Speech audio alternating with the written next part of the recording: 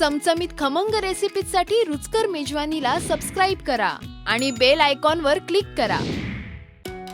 कोल्हापूरला मी मध्ये गेली होती तर तिकडे मी खाल्ला चिकन खरडा आणि आज तीच रेसिपी मी तुमच्या समोर घेऊन आलेली आहे. तर तुम्हाला मी आज दाखवणार आहे चिकन खरडा कसा करायचा.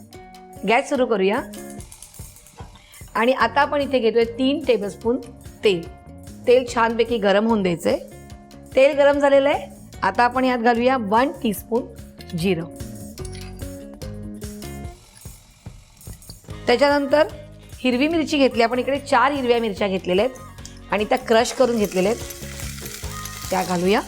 त्यानंतर 1 टेबलस्पून आलं आणि लसूण क्रश केलेलं आणि ह्याच्यावर घ्यायचे 2 बारीक चिरलेले कांदे आणि आता हे छानपैकी परतून घ्यायचं. म्हणजे कांदा थोडासा मऊ होऊन द्यायचा आहे.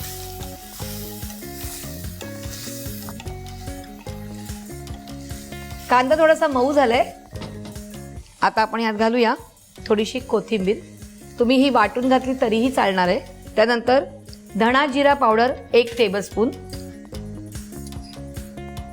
आणि 1 टीस्पून काळी मिरी पावडर आणि थोडीशी झणझणीत असते.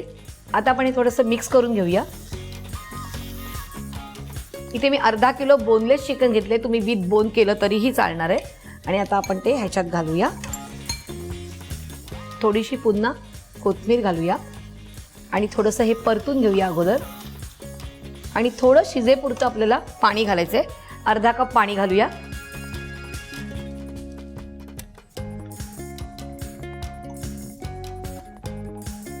आणि चवीपुरते आपण मीठ घालायचं ह्याच्यात.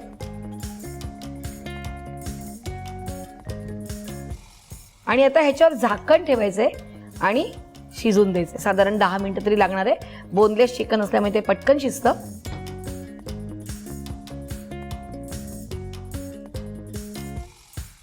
दहा मिनिटं झालेली आहेत आणि छान वाफ आलेली आहे. तर आपण बघूया. येस, झालेली आहे आणि मस्त सुगंध सुटलेला आहे इकडे. आता आपण गॅस बंद करूया आणि काढून घेऊया.